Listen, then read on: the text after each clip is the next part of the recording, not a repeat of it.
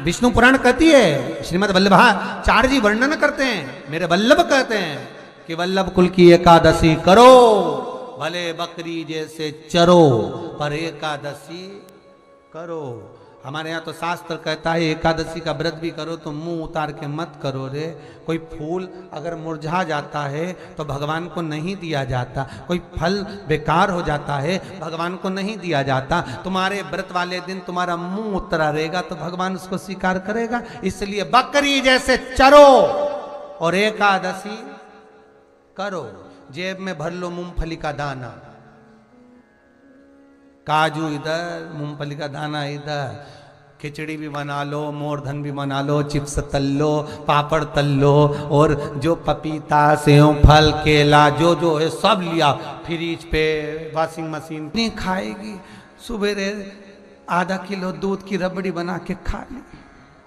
तो पति मन में सोचा फिर भी आवाज नहीं निकल रही, फिर अभी क्या खाएगी? खिचड़ी बनाई है और बादाम तल ली थोड़ी सी, और आधा किलो पपीता रखा था वो कतर लिया, और थोड़ा सा रायता बनाया बादाम का, अच्छा ठीक है, और चिप्स तल ली, और आलू भी तले हैं, ठीक है। फिर शाम को मोरधन की खीर और सेवफल चीकू और आगरे का पेठा और राजगिरा की पूड़ी, ठीक है। फिर रात को अभी आधा किलो दूध मंगवाई थैली गरम करके उसमें थोड़ी सी ड्राई फ्रूट्स डाल के मखाना पीस के उसकी खीर बना लो, बस केवल खीर नहीं, पपीता रखा है। पति भी बोला तेरे जैसा व्रत तो दुनिया में कोई नहीं।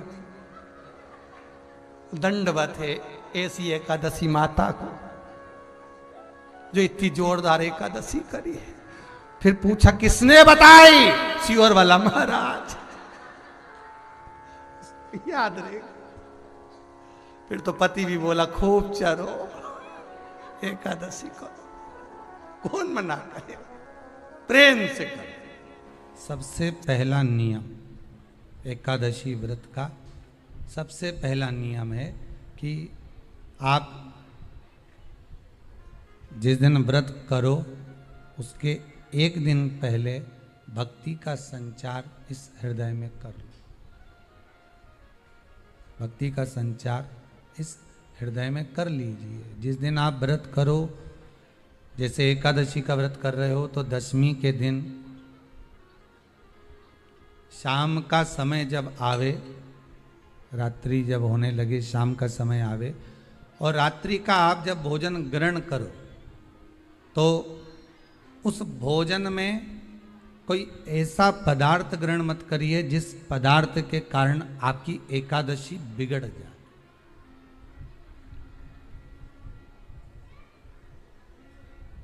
कोई बेकार भोजन हमें ग्रहण नहीं करना,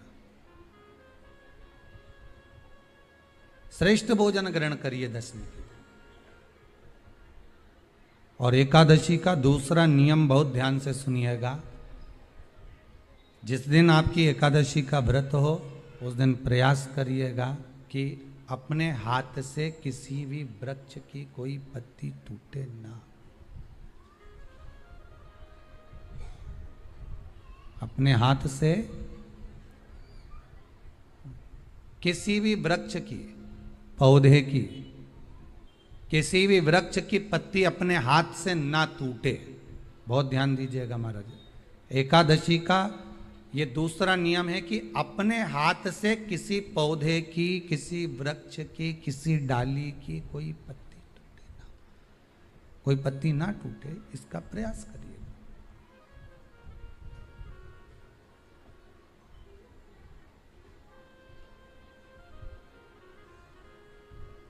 कितना सुंदर व्याख्यान कहा है, कितना सुंदर वर्णन है महाराज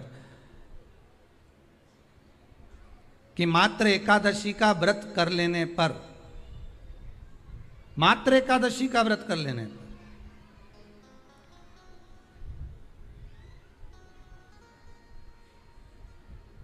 जो पूर्व में किया गया हमारा पाप कर्म है, हमने किसी जीव की हत्या करी है, हमने किसी को कष्ट प्रदान करा है, हमने किसी को अपशब्द कहा है, हमने किसी को ताने दिए, हमने किसी को आड़ा टेढ़ा कहा है, हमने किसी को गालियां दे दी है, मात्र एकादशी का व्रत ही कर लेने पर ये सारे जो दोष हैं वो समाप्त हो जाते हैं।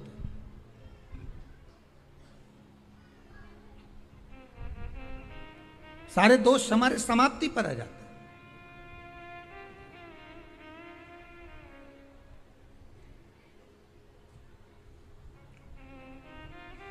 अब एक विचार करिएगा थोड़ा सा अपने मन में, अपने चित्त में, अपनी वृत्ति में एक बात उतारिएगा, एक अपने मन में एक बात को उतार कर रखिएगा कि आप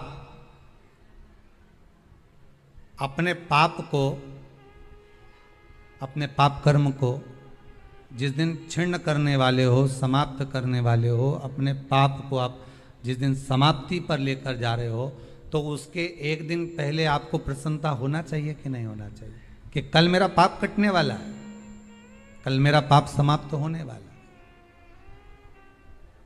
जो मैंने पाप कर्म करा है वो समाप्त होगा, जो मैंने पाप कर्म करा है वो कल समाप्त हो जाएगा। तो एक दिन पहले आपके चेहरे पर प्रसन्नता हो कि ना हो?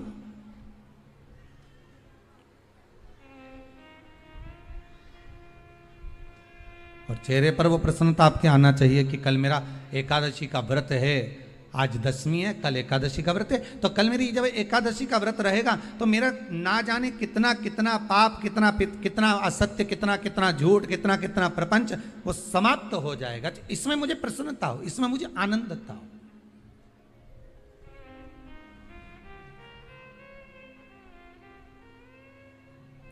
तो क्या कहा गया कि प्रयास करिएगा कि एकादशी के दिन कोई वृक्ष की, कोई डाली की, कोई कोपल की कोई पत्ती ना तोड़ी जाए। क्यों? तो कहा अगर उस पत्ती को हम तोड़ देते हैं, वृक्ष की पत्ती को या क्यारे में लगी हुई कोई डाली की पत्ती को हम तोड़ देते हैं, तो एकादशी का पुण्य फल प्राप्त नहीं होता, एकादशी का कोई फल हमारे खाते में नहीं जाता, पुण्य फल प्राप्त। अब फिर भले तुम चाहे तुमने मोरधन खाया हो, चाहे तुमने फिर चिप्स खाई हो, चाहे तुमने फिर व्रत का कितना ही सामान खा गए हो और तुमने सोचा कि आज मेरी एकादशी है, तो फिर उसका कोई फल प्राप्त नहीं है, उसका कोई सुख प्राप्त नहीं है आपको, फिर उसका कोई आनंद प्राप्त नहीं है आपको, फिर उसमें कोई आनंद की अनुभूति आपको नहीं मिल रही।